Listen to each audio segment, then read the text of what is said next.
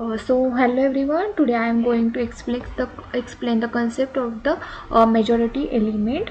Okay, and the Boyer-Moore algorithm in a very Boyer-Moore algorithm in a very simple way. Okay, so first of all, what is a majority element? Okay, so a majority element in an array is the element that appears more than n by 2 times. Example, here is the example. Majority elements means the elements that appears more than n by 2 elements. Okay, so for example, if the array, here is the array example, if the array here 2 is the majority element. Okay, you can see 2 is the majority element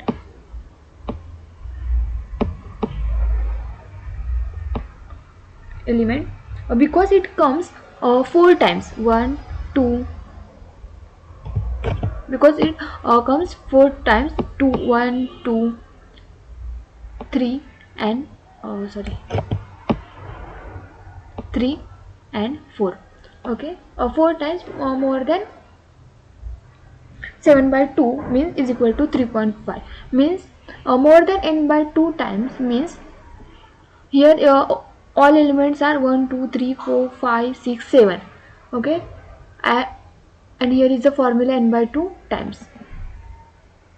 so याच्यामध्ये काय आहे माहिती आहे का, जर तुमच्याकडे एखादा अरे असेल आणि जर त्याला तुम्हाला मेजॉरिटी एलिमेंट म्हणजे काय करायचं, ज्या अरेमध्ये त्याची साईज डिवाइड बाय 2 केलं तर तेवढेच जर एलिमेंट जास्त असले तर त्याला आपण मेजॉरिटी एलिमेंट म्हणतात. म्हणजे इथं आपल्याला 7 एलिमेंट्स आहेत आणि जर त्याला आपण डिवाइड बाय 2 केलं तर ते 3.5 म्हणजे 7 इट अपियर्स मीन्स 4 टाइम्स.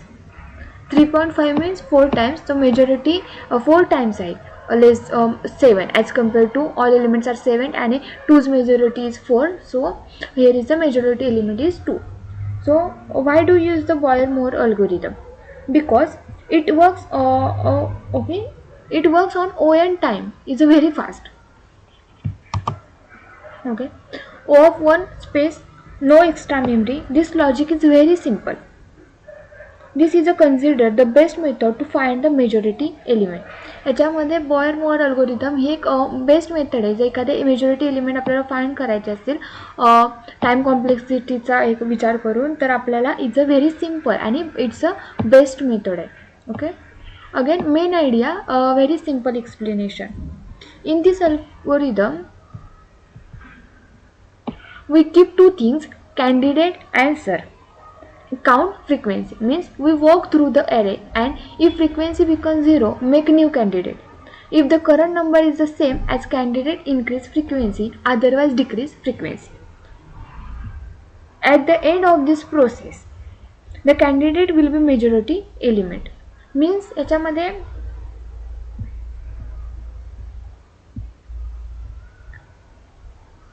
याच्यामध्ये काय दिलं आहे की एखादा आपल्याला कॅन्डिडेट आहे ते आन्सर आहे आणि जे काही काउंट आहे ते फ्रिक्वेन्सी आहे.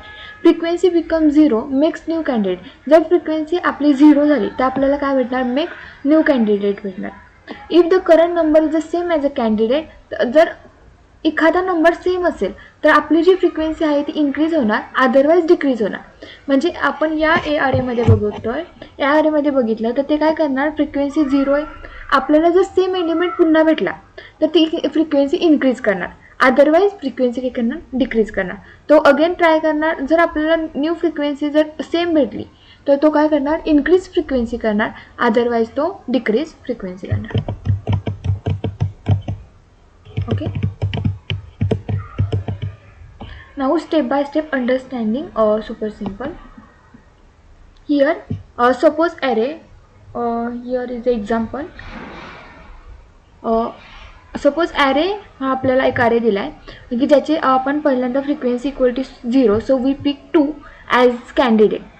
याची फ्रिक्वेन्सी आपली 0 आहे, आपण पहिल्यांदा 2 घेणार. नेक्स्ट 2 अगेन, पहिल्यांदा आपण first pick 2 as a candidate आपण पिक करणार. Again next is element is again 2, so our frequency is increase. Again move करणार नेक्स्ट पोझिशनला 0 1 2 ला, जिथे की आपल्याला 1 भेटणार, जो की आपला डिफरंट आहे, तो फ्रिक्वेन्सी आपली निगेटिव्ह होणार. मीन्स डिक्रीजेस होणार. अगेन पुन्हा तो ट्राय करणार, जर 1 जो की आपला डिफरंट एलिमेंट आहे पुन्हा फ्रिक्वेन्सी डिक्रीजेस होणार. पुन्हा तो ट्राय करणार तर फ्रिक्वेन्सी आपली मायनस होणार. फ्रिक्वेन्सी आता फ्रिक्वेन्सी आपली काय झाली, 0 झाली. आपल्याला चूज न्यू कॅन्डिडेट आपण चूज केला की जो 2 आहे. ओके, तर पुन्हा अगेन कोण आहे, 2च आहे. चेक करत जाणार आपण. जर आपल्याला सेम एलिमेंट भेटला तर तो आपण इन्क्रीज करणार, अदरवाईज ते डिक्रीज करणार. पुन्हा फ्रिक्वेन्सी 0 झाली की आपण न्यू कॅन्डिडेट चूज करणार आणि पुन्हा फ्रिक्वेन्सी आपली इन्क्रीज होणार आणि मग आपल्याला फायनली कॅन्डिडेट जो की मेजॉरिटी आला आहे तो आपल्याला भेटणार.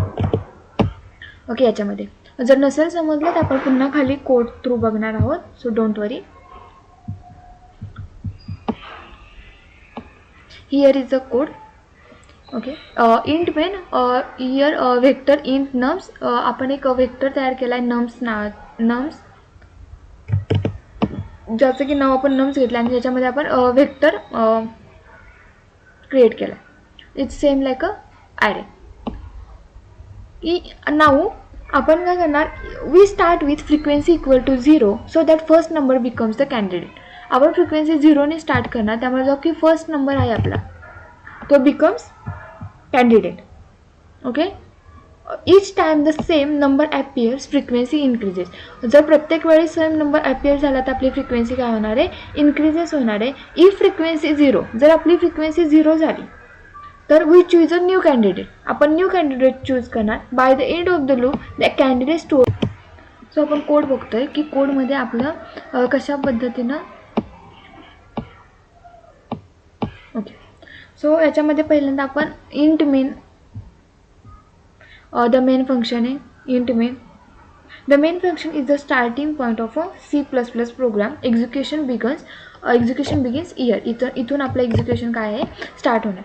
Now vector int nums, we create a vector named nums and initialize with example array. Okay, this is the input the algorithm will exam. आपण इथं nums नावाचं वेक्टर तयार केलं की मी already told. In answer equal to 0, answer will hold the current candidate for majority element. We initialize it to 0. Okay, it's like a placeholder.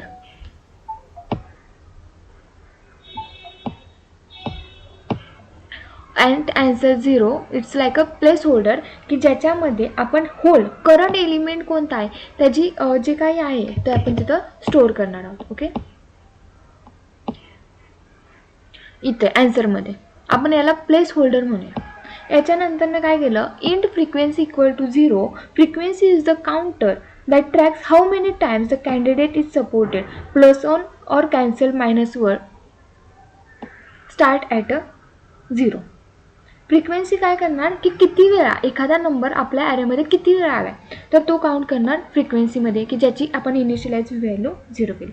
Now for loop start a loop that visits every element in the array for index 0 to num size. म्हणजे जेवढी आपल्या ॲरेची वेक्टरची size आहे तिथपासून तो तिथपर्यंत आपला काय होणार आहे, रन होणार आहे. आपण now if frequency equal to 0 we don't have an active candidate right now. आपल्याला जो काही एलिमेंट आहे आपल्याला तो ॲक्टिव्ह करण्याची गरज नाही आहे जर आपली फ्रिक्वेन्सी 0 असेल तर.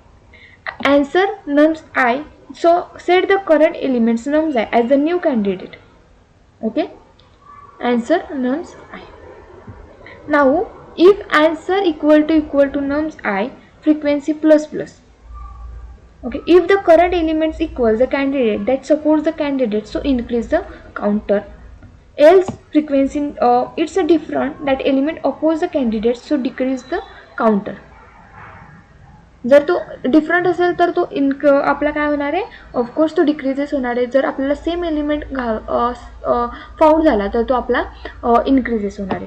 सो याच्यामध्ये आपण हा लूप आहे, हा कोड व्हिज्युअल स्टुडिओवर कोड रन केल्यावर तुम्हाला अजून चांगलं समजेल. ओके, आणि at the end cout majority element is answer. जे की आपल्या आन्सरमध्ये आपण स्टोर केले ते आपल्याला मेजॉरिटी एलिमेंट भेटेल. Now what is an advantages of faster method, uses least memory, work in one single pass and very easy to write. Okay, it's very easy to write. were used in voting system, sensor readings, finding most common element, online data processing. इथं आपल्याला ह्याचा use केलेला दिसतो. आता आपण हे visual studio कोडवर बघूया. ओके का नाही आहे तर मग ते काय होणार, फ्रिक्वेन्सी मायनस मायनस. अगेन तो 5 नंतर 1 मला विजिट करणार, ते आहेत का नाही आहे, मग पुन्हा तो 1 वर येणार. ओके ॲन्सरमध्ये काय असणार, 1 स्टोर असणार आणि नंतर नम्स आयमध्ये पुन्हा काय होणार, 1 होणार. ॲन्सरमध्ये 1 आहे, नम्स आयमध्ये 1 आहे, इक्वल टू आहे का, हो, मग ते काय होणार, फ्रिक्वेन्सी प्लस प्लस होणार. अगेन तो पुन्हा तेच बघणार, 1 आपला ॲन्सरमध्ये 1 आहे, फ्रिक्वेन्सी आपली नम्स आय 1 आहे का, आहे, तर ती फ्रिक्वेन्सी इन्क्रीजेस होणार. नंतर पुन्हा तीच प्रोसेस तो रिपीट करणार, 2 आहे आपला की आणि आपल्या ॲन्सरमध्ये 1 स्टोअर्ड आहे, पण आपण नम्स आयमध्ये 2 आहे, तर ते इक्वल टू नाही आहे, म्हणजे आपली जी की फ्रिक्वेन्सी आहे ती काय होणार, डिक्रीजेस होणार. अगेन पुन्हा 1 आहे, मग तो आधी कोणता आहे, 2 आहे, अगेन 1 आहे, सो तो लूप पुन्हा हे करणार. आणि आता आपण बघूया की याच्यामध्ये आपल्याला कोणता एलिमेंट मेजॉरिटी टाइम्स भेटतो.